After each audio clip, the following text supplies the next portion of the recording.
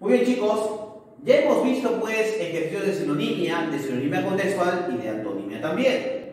Primero hay que recordar que la sinonimia y la antonimia son fenómenos semánticos, en uno se remarca la semejanza, en otro la oposición, y en la sinonimia contextual depende mucho de alguna manera del significado racional de la palabra para buscar el término que va a reemplazar a la palabra subrayada o a la palabra destacada. En la antonimia contextual pasa lo mismo. ¿Qué cosa es la antonimia contextual, muchachos? Es el ejercicio verbal que consiste en determinar a través de la precisión léxica el término opuesto de la palabra resaltada en la oración, ¿correcto? Es importante recordar que la palabra que entra en oposición puede alterar la condición oracional del significado de la palabra, pero es importante en este caso buscar el antónimo de la palabra destacada.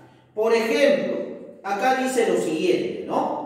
La perfidia de su pareja mató sus ilusiones de casarse. ¿Por qué es perfidia? Perfidia es la infidelidad, como tú comprenderás, ¿no es cierto? La infidelidad que remarca de alguna manera esta traición, ¿no es cierto? Esta traición, en este caso de pareja, que hace pues que la persona renuncie a casarse pues con la persona que había decidido hacerlo. Entonces, la perfidia de su pareja mató las ilusiones de casarse. Si perfidia es de alguna manera la infidelidad, ¿cuál sería el antónimo? ¿Vergüenza? ¿Veracidad? ¿Fidelidad? ¿Juventud? ¿O sería profe fácil? Pues si dice que perfidia es infidelidad, la respuesta correcta sería fidelidad, ¿no? O sea, sería la alternativa C. Correcto. Sería fidelidad. Ahí está. Dice la pregunta número 8 de antonimia contextual. Un juez recto no acepta presentes de los procesados. Claro, ¿no? Si es recto quiere decir que es un juez justo, valga la redundancia. Es un juez imparcial, porque no acepta de alguna manera ninguna condición que tuerza o que de alguna manera lo haga pensar de manera distinta a lo que éste decide. Entonces, si un juez recto no acepta presentes de los procesados, ¿cuál sería el antónimo contextual? ¿Sería juez deshonesto?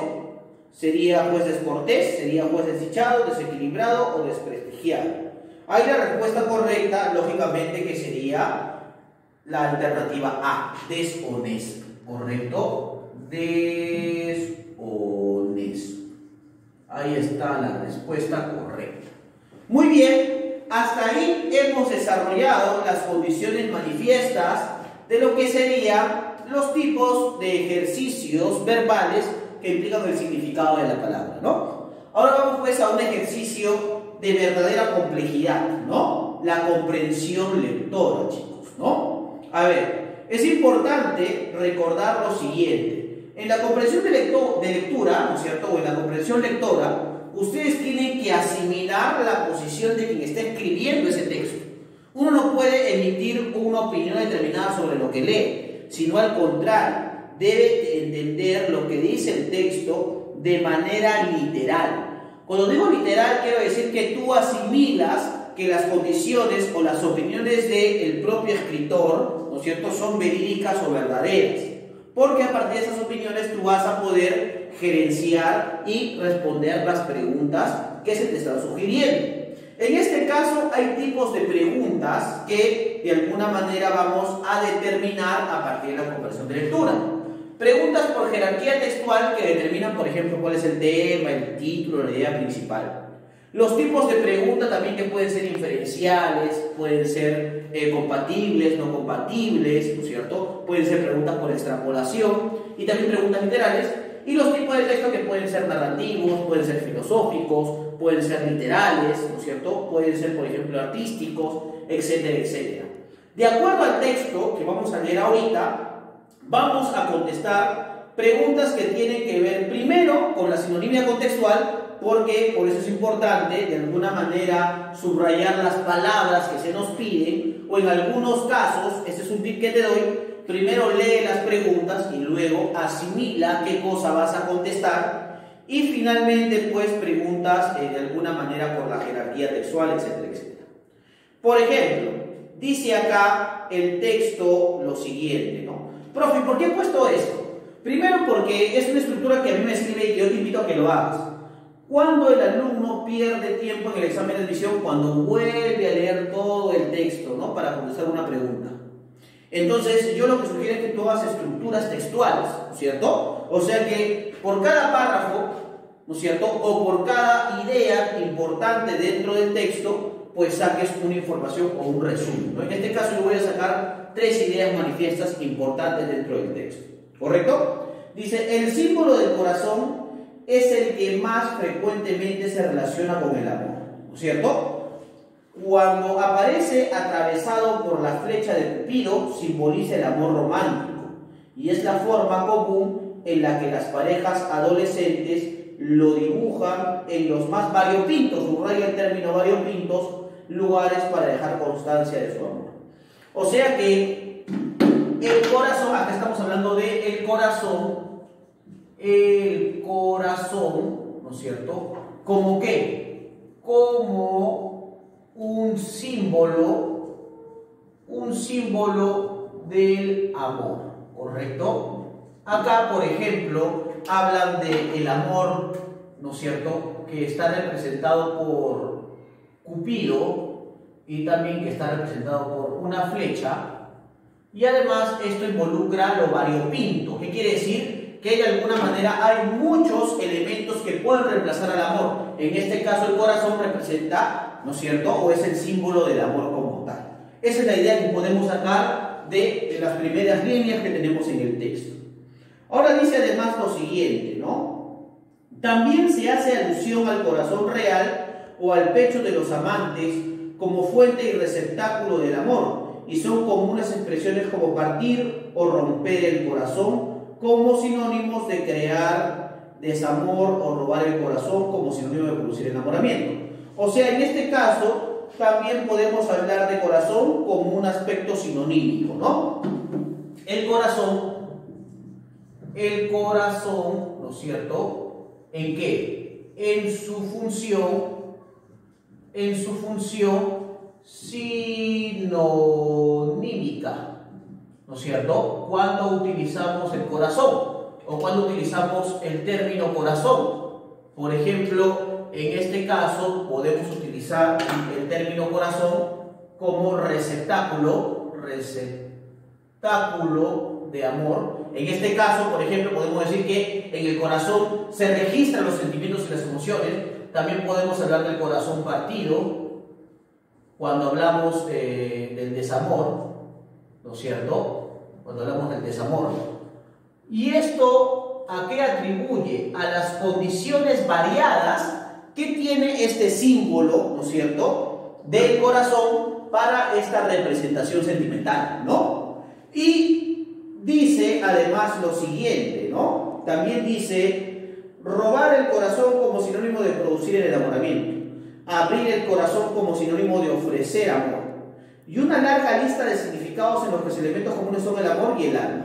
O sea, hay muchos significados, al final existen muchos significados, ¿no es cierto?, que utilizan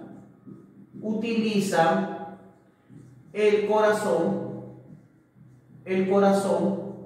para hablar de qué, para hablar del amor, pues, ¿no?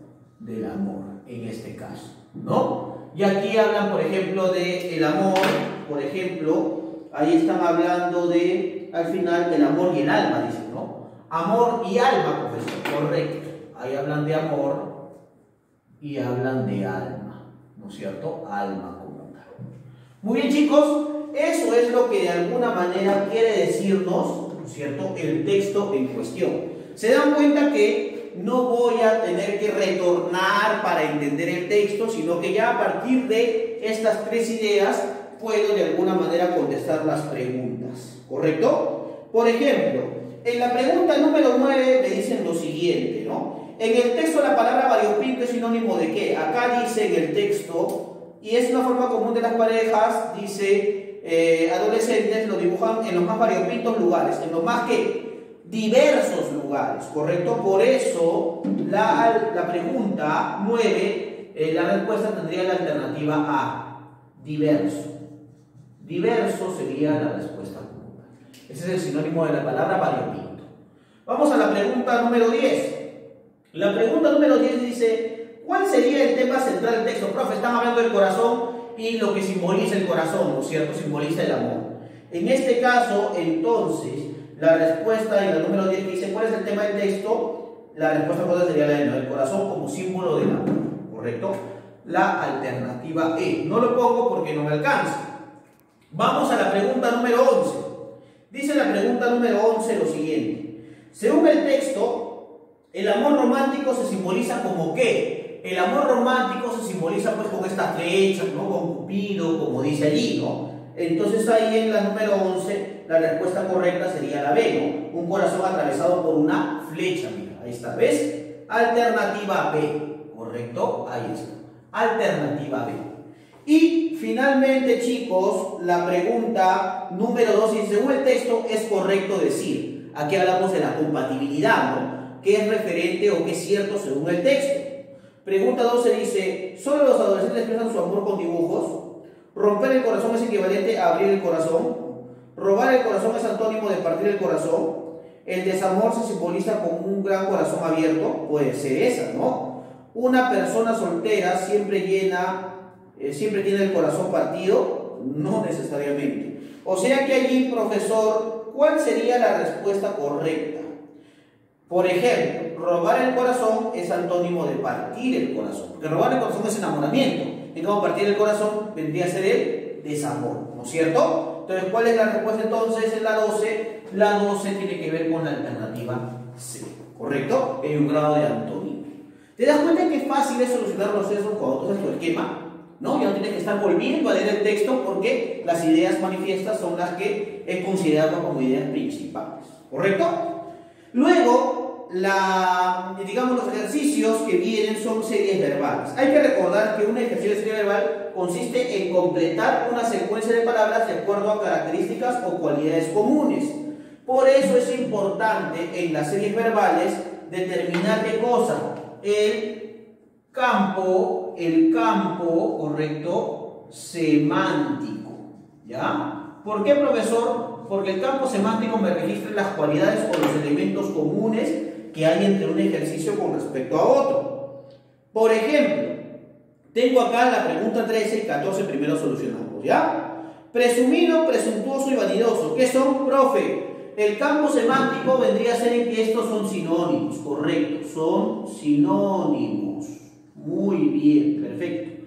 Entonces, ¿cuál sería la respuesta en la pregunta número 13? En la pregunta número 13, la respuesta correcta pues sería la A, ¿no? Engreído, pues, ¿no? Engreído. Ahí está. Y la pregunta 14 dice chiflado, bobalicón y cuerdo. Chiflado y bobalicón son sinónimos. Cuerdo es una persona racional, no pensante. O sea que estamos hablando de sinónimos, ¿no es cierto? Pero en parejas de palabras. Sinónimos por par. ¿No es cierto? Sinónimos por par, por parejas de palabras. Chiflado, bobalicón y cuerdo, ¿con cuál sería? La respuesta correcta en la 14 sería la alternativa E, ¿no es cierto? A, ¿no? Cuerdo con A. Muy bien, chicos, esa es la siguiente, ¿no es cierto?, parte de series verbales. Ahora vamos a continuar con los dos ejercicios adicionales.